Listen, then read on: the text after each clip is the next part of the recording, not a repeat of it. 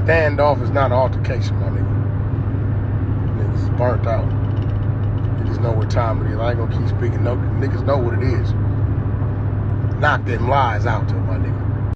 So, this dude Wack100, he's all in the news making noise, pushing his issue, pushing the main line, power rule, all of this. You had some insight on this fella, man. But you didn't have too much hate for him. But let me know what's going on.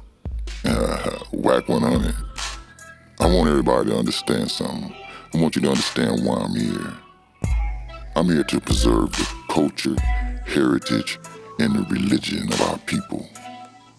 I said religion last, but our religion is hinged on the culture and our heritage. I will get into that later because I see where this is going. But far as Wack100 is definitely a part of our culture. But it is a part of our culture that needs to die. Now, I didn't say that Wack100 needs to die. I believe that Wack100 is just as important as Bobby Seals, Fred Hampton, all of these leaders that came before us. I'm not trying to say that he's no Martin Luther King or Marcus Garvey. But Wack100 definitely is a part of our culture. But he's a part of the culture that's controlled by the elements of the devil and the darkness where the light needs to be turned on. Wack is okay with being a gangbanger. Gangbangers is the #1 killer here where I am in Compton. And I haven't done the research and I don't have the numbers. But this I know. Black men are riding around looking for black men that look just like them to gun down. Fighting for something and fighting over something that belongs to both of them. Our community, our culture, our heritage. But you see, I have to put religion last. But I'll elaborate on that later. But Wack100 is a part of our culture where the devil has also infiltrated. Bloods and Crips was made to come together. It was a community thing. It was something that was put together to help our culture and raise our people. And this is one of the greatest accomplishments of the devil against our culture and our heritage and our religion.